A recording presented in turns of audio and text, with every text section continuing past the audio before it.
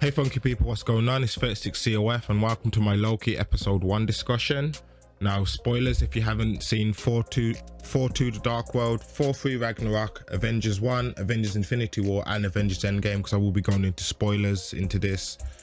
So without no further ado, Loki episode 1, it was a great starting episode in my opinion. It was a great way to introduce Loki's TV series to the MCU to fans who aren't as familiar with Loki, because during the show we find out he gets arrested and he ends up under the jurisdiction of the time variance authority, which are timekeeping police force that were created by these all-powerful beings known as the timekeepers. Now their job is to maintain the timeline in the MCU.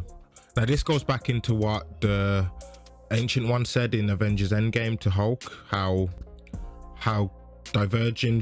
making different choices than you originally made will create alternate timelines or divergent paths. Now this is what the time variance, their job is to stop people from going off on alternate tangents. Now this can vary from as simple as someone turning up late for work or turning left instead of right one day while walking down the street, and even going so far as to starting rebellions can be a deviation if that's not what was planned for the person originally. Now the great scene we see is in the trial room when Loki stands trial for his crimes. Now Loki does say it should have been the Avengers who are there, but as he finds out, it was preordained that the Avengers were supposed to travel back in time and they were supposed to save the universe from Thanos. Now this comes as a bit of a shock to Loki and a blow to him and his ego, as well as many other blows that happen later on in this episode. Now what happens if in this trial, if Loki's found guilty, he'll be reset, which will mean this current version of Loki will be wiped and the timeline will be reset at a point where he doesn't escape from the Avengers custody. Now Loki being Loki, he does try to escape using his magic, but this shows the power that the time variants have, because once Loki's arrested, he's stripped of his powers. He has this collar put on him which stops him from trying to escape using this device called a time skipper, which just basically resets Loki's position. So even if he was able to run 10 meters, they'll use the time skipper and it'll reset him back to the starting point to where he started running. So for that reason, Loki can't escape. Also, his magic is essentially useless in the time variance headquarters.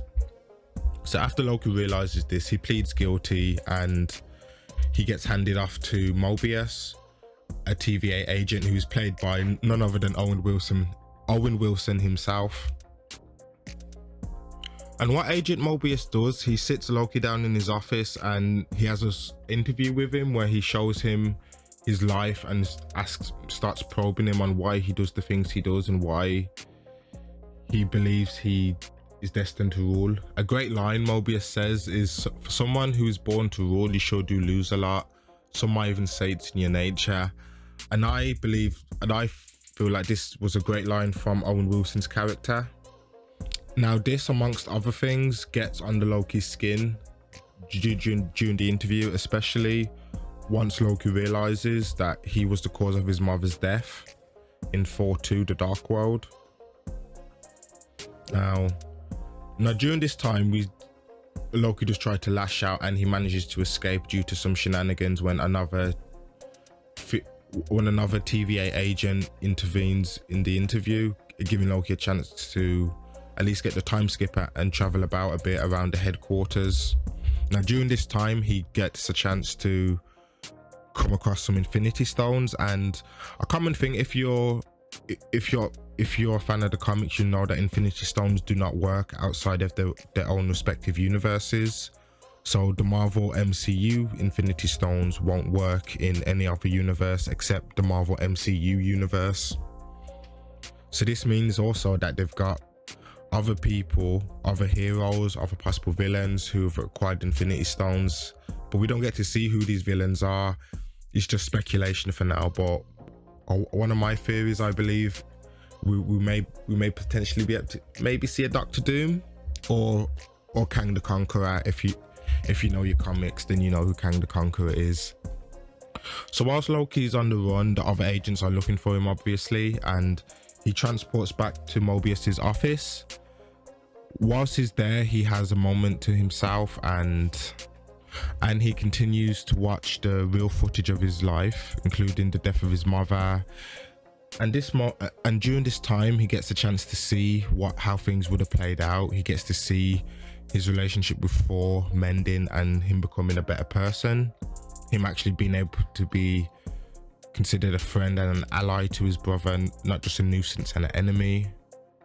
He sees his death in Avengers Infinity War at the hands of Thanos. He sees his own life being choked out of his body and his neck snap. And I believe this, more than any moment, is when it really hits Loki, that ultimately all the tricks that he played over his life and all his scheming amounted to nothing. And ironically, it is a very humanizing moment for Loki, considering he is a god, because he's essentially seen the futility in all of his the futility in his plans and what he's done with his life. Now after this, Agent Mobius is able to catch up with Loki, and they have a discussion where Mobius offers him a chance to help them. And the plan is that Loki is to help track down a variant that's gone rogue and started killing.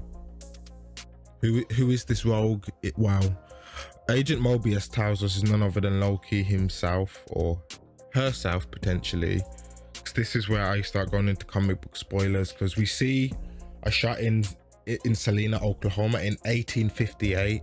Now I don't know, I'm not quite sure of the significance of this year specifically, but this is where a time variant unit has been called, and we see a hooded figure in the distance, and the hooded figure is Loki. We don't get to see the face of the person, but my favorite prediction that it is the Loki that Mobius is asking MCU Loki to hunt down. And my theory is that it is a female Loki, because if you've read the comics and you're aware of the Thor Ragnarok comic book run, then you know that Loki does die, but he's reborn as a woman. Now, like I said, this is Loki from another timeline, so it won't play exactly like it did in the comics, or potentially it can. Maybe in this universe, Loki was originally male. He died during the events of Thor Ragnarok in the MCU and was then reborn as a woman. I mean, you guys can comment down below and tell me how you feel, but this female Loki, or child Loki potentially, because we also do have a child version of Loki in the comics, so potentially could be a child or younger version of Loki. Now this alternate version of Loki, let's just say he or she has attacked the time variant units that's come to stop them, and she's done this by ambushing them and setting them on fire, and we don't get to see anything else what happens after that, because Loki's already agreed to help Mobius to help hunt down the time variant version of himself. And we'll just have to wait till episode 2, guys.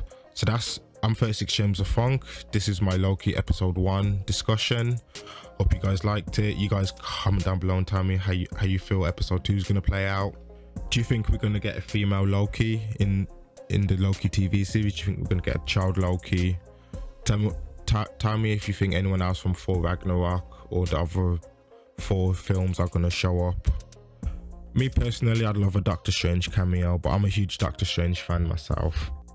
But like I said, that's the end of the video, guys. Take care, keep it fresh, keep it funky. Goodbye.